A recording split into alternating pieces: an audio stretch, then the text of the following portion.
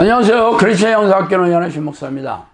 자, 오늘은 과연 영성학교가 이단인가? 라는 제목을 한번 생각해 보도록 하겠습니다.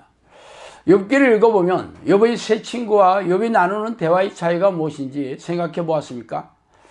욥의 세 친구는 욥이 재앙을 당한 이유가 죄를 지어서 하나님의 형벌을 받아서 그렇다고 주장하며 회개하고 용서를 빌라고 말하고 있죠.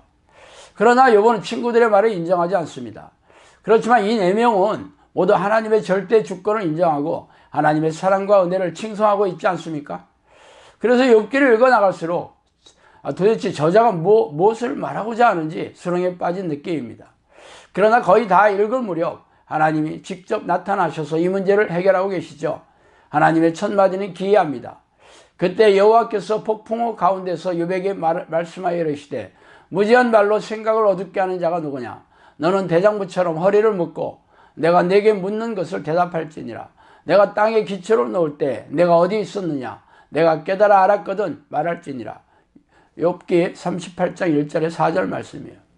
또 욥이 여호와께 대답하여 이르되 주께서는 못하실 일이 없사오며 무슨 계획이든지 뭔 이루실 것이 없을 줄 아노니 무지한 말로 이치를 가리는 자가 누구니이까? 나는 깨닫지도 못한 일을 말하였고 스스로 알 수도 없고 헤아리기도 어려운 일을 말하였나이다. 욥기 42장 1절 3절 말씀입니다.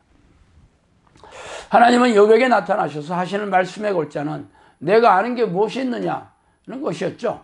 그래서 욥의 무능함과 무지함을 깨우치는 사례를 줄줄이 들고 계셨습니다.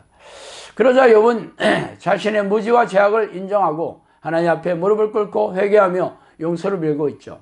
그러나 하나님은 그의 죄를 용서하시고 축복해 주시면서 그의 친구들에게도 잘못을 회개하기 위한 번제를 요구하고 계십니다. 이들이 자신들은 하나님을 잘 안다고 생각하고 욥을 정죄하였지만 그들의 생각은 무지와 어리석음을 드러냈을 뿐입니다. 이런 일들이 이단을 분별하고 정죄하는 우리네 교회의 만연한 현상입니다. 모두 자신들의 생각이 옳다고 여기며 남을 정죄하고 이단으로 몰아세우고 있죠. 이런 현상은 비단 우리네 교회뿐이 아닙니다. 기독교 역사상 이런 일들은 비일비재하였습니다. 예수님 당시 유대교 지도했던 바리새인과 서기관들은 성경 지식에 해박하였으며 성경을 통째로 암송하여서 백성들에게 가르쳤습니다. 그러나 예수님을 이단으로 정죄하고 십자가의 처형을 주도했죠. 그 후에 기독교는 세계 최고의 종교가 되었습니다. 가톨릭 교회의 교황과 사제들은 라틴어로 된 성경을 독점하고 교인들에게 가르쳤죠. 이들의 전행을 참다 못해 사죄했던 마틴 루터가 종교개혁을 일으켜서 개신교가 탄생하였죠. 가톨릭은 종교개혁자들을 이단으로 몰아서 화형을 가하고 박해를 가했지만 지금은 개신교가 가톨릭보다 교세가 우세합니다. 이렇게 유대교에서는 기독교를 이단으로 정죄하고 가톨릭은 개신교를 이단으로 매장하고자 했습니다. 이들이 이단으로 내세우는 근거들은 자신들이 만든 교리로 재는 것이었죠. 그러한 일이 지금도 다르지 않습니다. 우리네 교회에서 이단으로 정죄하는 근거는 성경적이 아니라 자신들의 교단 교리를 잣대로 재서 말하는 것입니다. 그래서 제가 사역하는 영성학교도 이단이라고 정죄하는 이들이 덜어 있어요. 그래서 그동안 그들이 주장하는 내용을 말씀드리며 이들이 주장이 과연 성경적인지 생각해 보도록 하겠습니다. 가장 많은 이유가 제가 기존에 우리네 교회를 공격한다는 것이죠. 기존 교회를 공격하는 것이 이단이라는 잣대를 내세워서 말입니다. 그렇다면 예수님은 유대교 지도자들을 귀신인 독사라고 저주하시고 그들이 누룩, 그 위선을 경계하셨으며 그들이 교인 한 사람을 만나면 배나 지옥 자식을 만든다고 맹비난을 하셨죠. 그렇다면 예수님도 잘못된 것이 아닐까요? 당시 유대교는 아브라함의 혈통을 따라서 다윗의 자손들이 세웠으며 약속의 말씀을 받은 교회이지 않았습니까? 자신들을 공격하는 것이 죄다 이단이라는 생각은 성경적입니까? 아니면 자의적인 잣대입니까? 이는 자신들이 하나님의 교회이며 성령이 함께하는 교회라는 전제하에 이런 말을 내뱉고 있는 것이죠.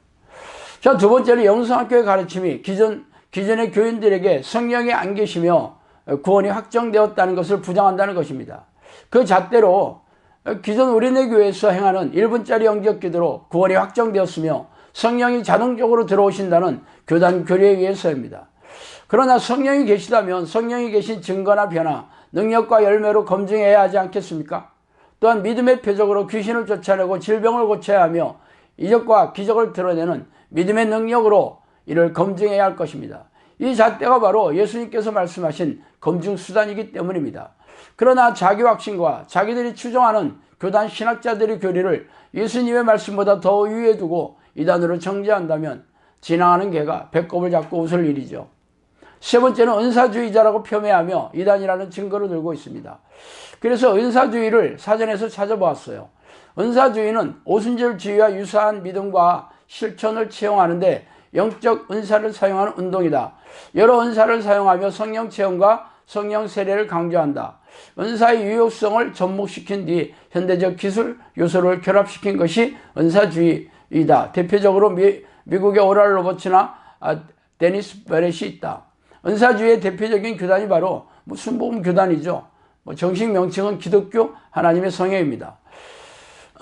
저는 순복음 교단에서 말하는 은사주의를 표명하지 않아요. 성령의 은사인 방언이나 예언, 치유 같은 은사도 정말 성령이 주시는 것인지 아니면 자의적인지 귀신이 주는 것인지 분별하라는 게 저희 주장입니다. 100번 양보해서 현재 오순절주의자인 은사주의가 이단이라고 정죄받고 있는가요? 기성교단에서도 오순절주의 교단을 정상적인 교단으로 인정한 지가 오래되었습니다. 그렇다면 영성학교가 은사주의자여서 이단이라는 게 모순이지 않습니까? 그들이 영성학교로 은사주의자라고 몰아세우는 이유는 귀신을 쫓아내며 귀신들이 일으킨 질병을 치유하는 능력 때문에 이를 폄훼하고자 말하는 것인 것 같습니다. 그러나 이런 성령의 은사를 보인다고 이단이라고 한다면 예수님이나 사도들, 그들의 제자들도 죄다 이단으로 정죄되어야 할 것입니다. 나무도 좋고 열매도 좋다 하든지 나무도 좋지 않고 열매도 좋지 않다 하든지 알아. 그 열매로 나무를 아느니라. 마태복음 12장 33절 말씀이죠. 그 밖에도 기도를 열심히 하면 되었지 무슨 기도 훈련을 따로 해야 하냐면서 이상하게 보고 있거나 저의 인격이나 인품을 보아서 하나님이 함께 하시는 경건한 목회자가 아니라는 등의 인격적인 그런 모독도 이단의 근거로 들고 있습니다. 그러나 가장 중요한 것은 예수님이 말씀하신 잣대로 제어할 것입니다. 제가 영성학교 문을 열고 기도 훈련을 한 지 벌써 3년이 훨씬 넘었습니다.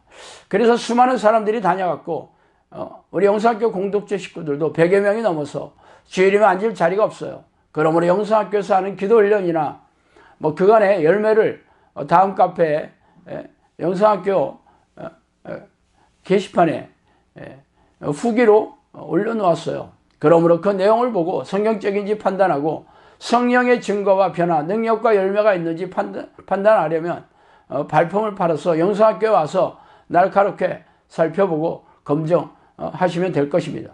자, 오늘은 여기까지 하겠습니다. 감사합니다.